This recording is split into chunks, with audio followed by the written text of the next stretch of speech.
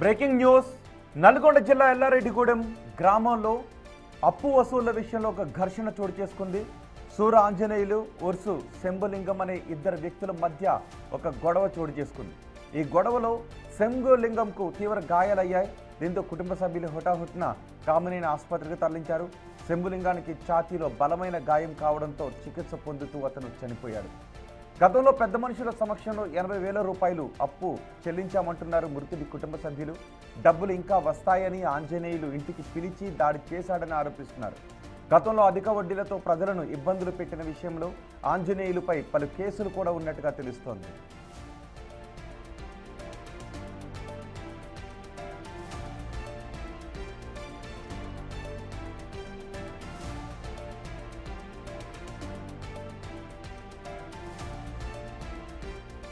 శంభులింగం చనిపోవడంతో అతనిపై అప్పిచ్చి దాడి చేసిన వ్యక్తిపై కఠిన చర్యలు తీసుకోవాలి అని డిమాండ్ చేస్తున్నారు అతని కుటుంబ సభ్యులు.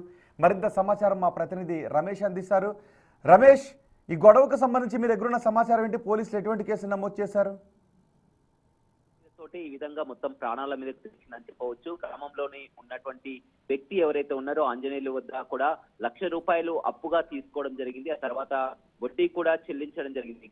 అయినా కానీ ఇంకా ₹80,000 బాకీ ఉన్నాయని కూడా, ఎందుకంటే ₹10 వడ్డీ వసూలు చేస్తున్నటువంటి పరిస్థితి, ఇంకా ₹80,000 బకాయి రావాలంటూ కూడా ఇంటికి పిలిచి అతనిపై కూడా ఆ శంభులింగంపై దాడి చేయడం జరిగింది. ఆ దాడిలో ఆ దెబ్బలు తాళలేక కూడా అతను స్పృహ తప్పి పడిపోవడంతో హుటాహుటిన ఆసుపత్రికి తరలించగా అతను చికిత్స పొందుతూ కూడా మృతి చెందడం జరిగింది. మొత్తం గ్రామస్తులు, బంధువులు కూడా ఇతను కొట్టిన దెబ్బలు తాళలేకనే ఈ విధంగా మృతి చెందాడని కూడా గ్రామంలో ఉద్రిక్త వాతావరణం నెలకొంది. పోలీసులు కూడా కేసు నమోదు చేసుకొని విచారణ ప్రారంభించడం జరిగింది. గతంలో కూడా ఇతను మొత్తం ఈ విధంగా ₹10 వడ్డీలతో కూడా మొత్తం గ్రామస్తులంతా కూడా, చుట్టుపక్కల వారినంతా కూడా ఈ విధంగానే వేధిస్తారంటూ కూడా గతంలో ఇతనిపై కేసులు కూడా నమోదు కావడం జరిగింది. అయితే ఈ రోజు మాత్రం జరిగినటువంటి తతంగం చూసినట్లయితే ఉదయాన్నే ఇంటికి వచ్చినటువంటి వ్యక్తితో ఘర్షణ పడి కూడా అతని ఛాతిపై బలంగా కూడా కొట్టినట్టు కూడా కనిపిస్తుంది. అక్కడ ఉన్నటువంటి ఆ దెబ్బలు కాలలేక ఒక్కసారిగా అతను చనిపోయాడని చెప్తున్నారు. మొత్తం అధిక వడ్డీలతో ఇప్పటికే గ్రామాల్లో చూసినట్లయితే చాలా వరకు కూడా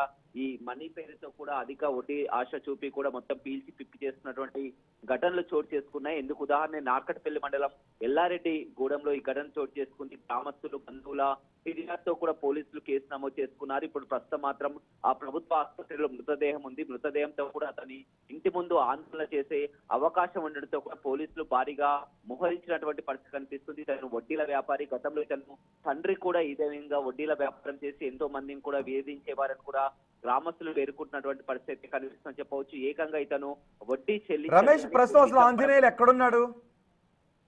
ఆంజనేయులు ఎప్పుడైతే ఈ ఘటన చోటు చేసుకుందో అతను పరారీలో ఉండడం జరిగింది. పోలీసులు కూడా కేసు నమోదు చేసుకుని అతని కోసం గాలింపు చర్యలే చేపట్టారు. ఇద్దరు ఒకే గ్రామం వారు, ఒకే ఊరి వారు. ప్రతి ఒక్కరికి కూడా తెలుసు ఇతను అధిక వడ్డీతో జనాలని కూడా ఈ విధంగా హింసిస్తారని ప్రతి ఒక్కరికి కూడా తెలుసు. కానీ ఒక్కరి నిమిత్తం అప్పుడు డబ్బులు తీసుకున్నప్పుడు యథావిధిగా ఇతను చెల్లించడం జరిగింది. కానీ ఇంకా ఆ ₹1,00,000 వడ్డీ చెల్లించినప్పటికీ కూడా ఇంకా ₹80,000 వడ్డీ డబ్బులు రావాలంటే కూడా అతనిపై గతం నుంచి కూడా ఎప్పటి నుంచో గొడవలు పెట్టుకుంటున్నారు. ఈ దినంలోనే అతను డబ్బులు ఆల్రెడీ కట్టానను, ఇంకా కట్టేది లేదని చెప్పడంతో కూడా అతనిపై దాడి చేయడం జరిగింది. ఆ దాడిలో కూడా ఇతను మృతి చెందడం జరిగింది. మృతి చెందడంతో ఒక్కసారిగా ఆ కుటుంబ సభ్యులు, బంధువులు అంతా కూడా గ్రామంలో ఒక ఉద్రిక్త వాతావరణం అయితే చోటు చేసుకుంది. పోలీసులు కూడా పెద్ద సంఖ్యలో అక్కడ మోహరించడం జరిగింది. బాధిత కుటుంబానికి న్యాయం చేయాలి, అతన్ని కఠినంగా శిక్షించాలని డిమాండ్ చేస్తున్నటువంటి పరిస్థితి అయితే గ్రామంలో కనపడుతుంది. రోహిత్.